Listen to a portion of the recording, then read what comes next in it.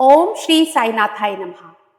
प्रिय साई भक्तों, आज मैं आपके समक्ष श्री साई सचित्र अध्याय 17 का पाठ करने जा रही हूँ।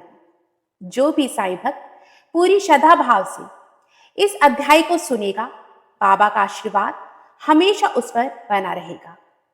मैं अपने देवा साईनाथ से यही प्रार्थना करती हूँ कि बाबा कृपा दृष्टि बनाए रखना, श्रद्धा की लाज रखना। जाने अनजाने में अगर कोई भूल चूक हो जाए तो बाबा क्षमा करना।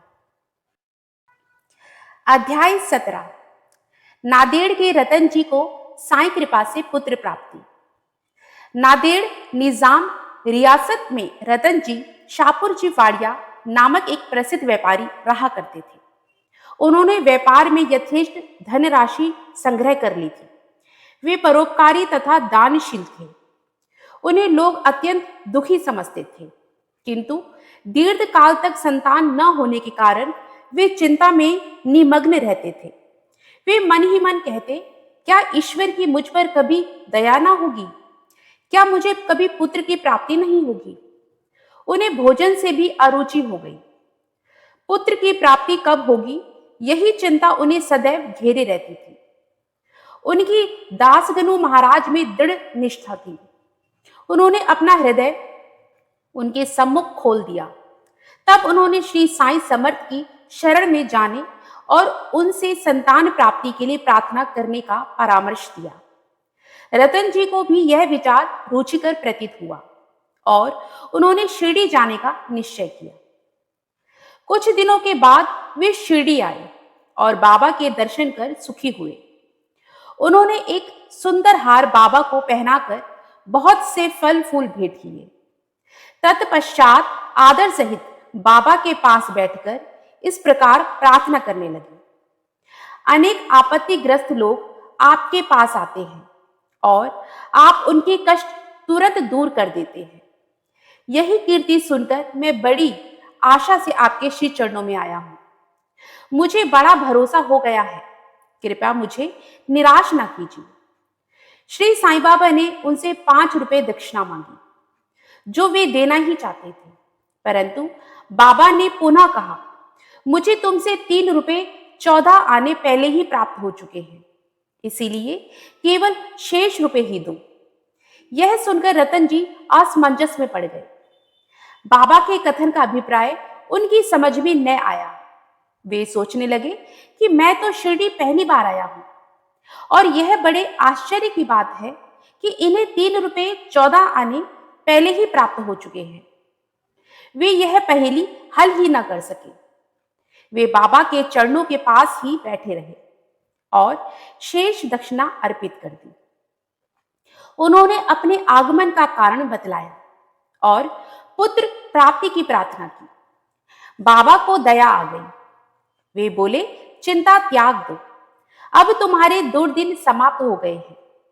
इसके बाद बाबा ने उदी देकर अपना वरद हस्त उनके मस्तक पर रखकर कहा, अल्लाह तुम्हारी इच्छा पूरी करेगा। बाबा की अनुमति प्राप्त कर रतन जी नादेड़ लौट आए और शिरडी में जो कुछ हुआ उसे दासगनु को सुनाया। दासगनु के लिए भी यह एक पहेली थी। बहुत दिनों तक वे इस पर विचार करते रहे। कई दिनों के पश्चात उन्हें स्मरण हुआ कि कुछ दिन पहले रतन जी ने एक यवन संत मौला साहेब को अपने घर अतिथि के लिए निमंत्रित किया था तथा इसके निमित्त उन्होंने कुछ धन व्यय किया था। मौला साहेब नादेड़ के एक प्रसिद्ध संत थे जो कुली का काम किया करते थे। जब रतन जी ने शिरडी जाने का निश्चय किया था, उसके कुछ दिन पूर्व ही मौला साहब अनायास ही रतन जी के घर आए। रतन जी उनसे अच्छी तरह परिचित थे तथा उनसे प्रेम करते थे, इसीलिए उनके सत्कार में उन्होंने एक छोटे से जलपान की व्यवस्था भी की थी। दासगणों ने रतन जी से अतिथि के खर्च की सूची मांगी और यह जानकर सबको आश्चर्य हुआ कि खर्चा ठीक 3 रुपए 14 आने ही हुआ था, न इससे कम था और न अधिक। सबको बड़ा ही त्रिकालज्ञता विदित हो गई। सबको बाबा की त्रिकालज्ञता विदित हो गई। यद्यपि वे शिरडी में विराजमान थे, परंतु शिरडी के बाहर क्या हो रहा है इसका उन्हें पूरा पूरा ज्ञान था। रतन जी की साईं चरणों में प्रगाढ़ प्रीति हो गई। उपयुक्त समय पर उनके यहाँ एक पुत्र का जन्म हुआ, जिससे उनके हर्ष का पारावार न रहा।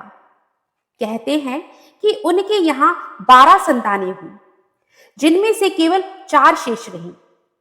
बाबा ने राव बहादुर हरि विनायक साठे को उनकी पहली पत्नी की मृत्यु के पश्चात दूसरा विवाह करने पर पुत्र रत्न की प्राप्ति होने की बात बतलाई थी। राव बहादुर साठे ने दूसरा विवाह किया। पहले 2 कन्याएं हुई, जिससे वे बड़े निराश हुए, परंतु तीसरी बार पुत्र प्राप्त हुआ। दक्षिणा लेने का रहस्य। दीर्घ काल तक बाबा भक्तों से कुछ भी नहीं लेते थे। वे जली हुई दिया सलाइयां एकत्रित कर अपने जेब में भर लेते थे, चाहे भक्त हो या कोई और अन्य। वे कभी किसी से कुछ भी नहीं मांगते थे। यदि किसी ने उनके सामने एक पैसा रख दिया तो वे उसे स्वीकार करके उससे तंबाकू अथवा तेल आदि खरीद लिया करते थे। वे प्राय बीड़ी या चिलम पिया करते थे। कुछ लोगों ने सोचा कि बिना कुछ भेंट किए संतों का दर्शन उचित नहीं है, इसीलिए वे बाबा के सामने पैसे रखने लगे। यदि एक पैसा होता तो वे उसे जेब में रख लेते, और यदि 2 पैसे हुए तो तुरंत उसमें से 1 पैसा वापस कर देते थे। जब बाबा की कीर्ति दूर दूर तक फैली और लोग बाबा के दर्शनों को आने लगे, तब बाबा ने उनसे दक्षिणा लेना आरंभ कर दिया। वास्तव में भक्तों को कांचन त्याग का पाठ पढ़ाने तथा उनकी आसक्ति दूर करने और चित्त शुद्धि कराने के लिए ही बाबा सबसे दक्षिणा लिया करते थे, परंतु उनकी एक विशेषता भी थी। बाबा कहा करते थे कि जो कुछ भी मैं स्वीकार करता हूं, मुझे उसे 100 गुना से अधिक वापस करना पड़ता है। इसके अनेक प्रमाण भी हैं। अनंत कोटि ब्रह्मांड नायक राजाधिराज योगीराज पर ब्रह्म श्री सच्चिदानंद सद्गुरु साईनाथ महाराज की जय। ओम साई राम, जय जय साई राम। जिस भी साईं भक्त ने इस अध्याय को सच्चे भाव, श्रद्धा और विश्वास के साथ सुना है, बाबा उसकी सभी मनोकामनाएं पूर्ण करे और बाबा का आशीर्वाद हमेशा उस पर और उसके परिवार पर बना रहे। यही मेरी श्री साईनाथ के श्री चरणों में प्रार्थना है। ओम साई राम, जय जय साई राम। बाबा आप सभी साईं भक्तों का भला करें।